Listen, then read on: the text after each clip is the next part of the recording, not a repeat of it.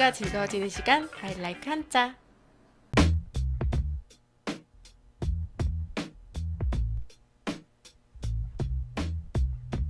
안녕하세요. 공통 요소를 가진 글자들을 좀 더 꼼꼼하게 분석하는 글자편 한자 더하기 시간입니다. 오늘 만날 글자편 7번째 주인공은 어떤 글자에서 왔을까요? 지난 사자성어편에서 배웠던 바로 빙탄지간의 사이간, 여기에서 문문자를 가지고 왔습니다. 한자 공부를 하다 보면 문문자를 구성 요소로 하는 글자들이 상당히 많이 있습니다. 혼동하지 않도록 오늘도 암기 노하우를 챙겨가세요.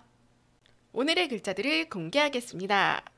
네, 3개 준비되어 있고요. 난이도는 7급, 준호급, 4급.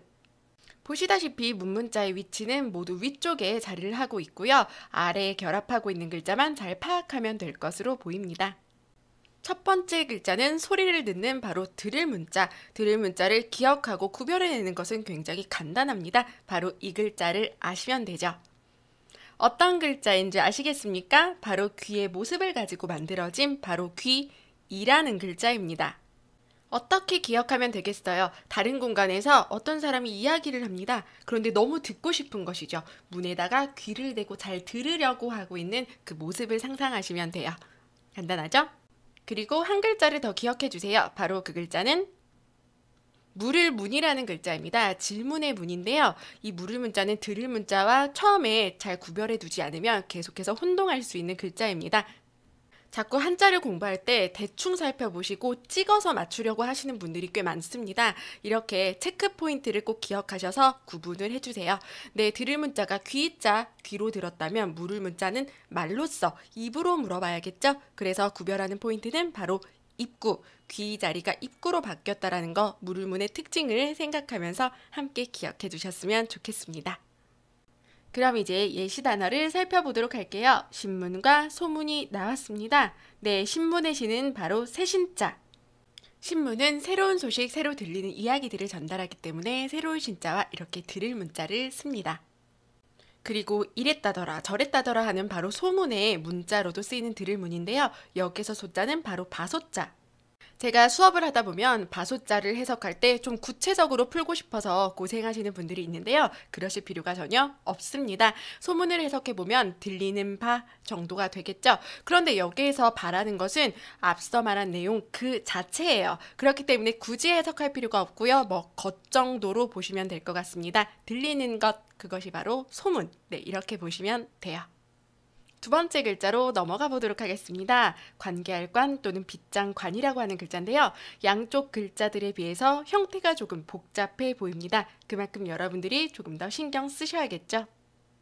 문문자 아래에 위치하고 있는 이 형태 때문에 관계할 관자가 좀 복잡해 보이는데요. 이것은 지금 현재 단독으로 쓰이고 있는 글자 형태는 아닙니다. 그런데 북을 만들기 위해서 실을 꿰매는 과정을 본떴다고 알려져 있어요. 왜냐하면 위쪽에 꼬불꼬불 이루어진 형태 있죠? 이것이 바로 실의 모습을 가지고 만들어진 작을 요자고요. 그리고 실이 더 꼬아진 형태가 여러분들이 알고 계신 실사이기 때문입니다. 그럼 북을 실로 꿰맨 모습이니까 아래는 북의 테두리에 해당이 될 텐데요. 우리는 여기서 글자를 좀 더 잘 기억하기 위해 빗장으로 보는 것이 좋을 것 같습니다. 여러분, 빗장이 뭐죠? 네, 문을 닫고서 열리지 않게 하기 위해 가로질러 잠그는 장치입니다. 이렇게 문이 있고요. 그리고 가로로 가로질러서 문을 고정시키고 잠깁니다.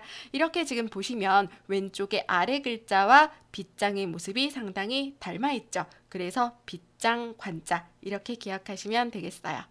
그리고 여기서 실은 문을 더 견고하게 닫을 수 있게 해주는 보조장치로 생각하면 되겠죠. 그러면 여기서 또 하나의 뜻, 관계하다라는 뜻은 어떻게 도출하면 좋을까요? 우리가 가게나 아니면 혹은 어떤 건물을 들어갔을 때 문에 이렇게 붙어 있는 경우가 있습니다. 관계자 외 출입금지, 그리고 또는 스태프 온리, 이렇게 적혀 있는 경우가 있죠. 아무나 들어갈 수가 없다는 겁니다. 빗장도 그런 역할을 해주죠. 아무나 들어올 수 없게 해주는 역할이기 때문에 관계자의 관계라고 생각하면 좋을 것 같아요. 그럼 다시 한번 정리해 볼게요. 여기에 관계할 관자에 함께하고 있는 문문자는 아무나 들어갈 수 있는 문이 아닙니다. 관계자만 관련된 사람만 들어갈 수 있는 문이고요. 그리고 그것을 가능하게 하는 것이 바로 빗장. 네, 이렇게 기억하시면 좋겠죠? 예시 단어 보도록 하겠습니다. 관세와 관심. 관세의 세자는 바로 세금 세자, 세금의 일종이기 때문이에요. 어떤 물건이 해외에서 들어왔을 때, 그러니까 나라의 경계선을 넘을 때, 바로 세금이 붙게 되는데요. 그것을 바로 관세라고 표현합니다. 그리고 관심의 관으로 이 관계할 간자가 쓰입니다. 여기서 심은 마음심, 나 사회 문제에 관심이 있어, 나 패션에 관심이 있어, 이렇게 관련이 되려는, 관계를 지으려는 마음이기 때문에 이렇게 관계할 간자를 쓰시면 돼요. 그럼 오늘의 마지막 글자를 살펴볼까요? 한가할 한. 앞쪽에서 조금 복잡한 형태를 보고 나니까 상대적으로 단순하게 보이네요. 한가할 한자의 아랫부분은 바로 나무 목자가 자리하고 있습니다. 예전부터 내려오는 해석에 의하면 이 나무는 문을 막고 있는 나무거든요. 그런데 이런 해설이 우리 암기에 그렇게 도움이 되진 않기 때문에 간단하게 그냥 정리하도록 하겠습니다. 이렇게 문을 살짝 열었더니 나무가 있는 그런 여유로운 모습을 상상하시면 너무 편할 것 같아요. 여러분들이 잘 알고 계시는 휴식의 휴자죠. 바로 쉴 휴자. 거기에도 나무목이 존재합니다. 사람이 나무 그늘에서 쉬고 있는 모습이다. 이렇게 보통 이야기를 하곤 하죠.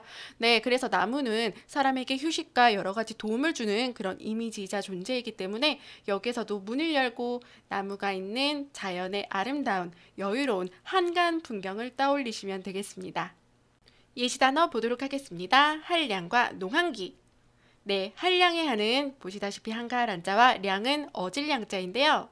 한량이란 명칭은 아주 오래전부터 고려 조선시대 때부터 사용했던 명칭인데요. 시기에 따라서 의미는 조금씩 달랐지만 공통점은 직책이 없는 양반이란 뜻이었어요. 아무래도 맡은 직책이 없기 때문에 다른 사람들이 보기에 굉장히 여유롭고 한가로워 보였겠죠. 그리고 지금에 와서는 부정적인 의미가 더해져 돈 쓰기 좋아하고 놀기 좋아하는 사람을 일컫는 명칭이 되었습니다. 한가할 한자와 어질량자가 더해졌다고 좋은 단어로 오해하시면 안 되겠죠? 여기서 어질다란 뜻은 아니니까요. 마지막 예시 단어 보도록 하겠습니다. 농한기. 여기서 농은 농사농, 그리고 기는 기약할 기. 농사가 시기적으로 한가한 때를 바로 농한기라고 합니다. 그리고 상대적 개념으로 농번기가 있는데요. 굉장히 바쁜 시기이기 때문에 여기서 번자는 번성할 번자를 쓰시면 돼요. 이렇게 해서 오늘은 문문자를 구성 요소로 가지는 글자들과 함께 만나봤는데요. 앞으로 이런 형태를 보신다면 아래쪽에 어떤 글자가 오는지를 정확하게 파악하시고 그리고 의미와 연결을 지어보도록 노력해보세요. 오늘도 수고 많으셨습니다. 다음 시간에 뵐게요.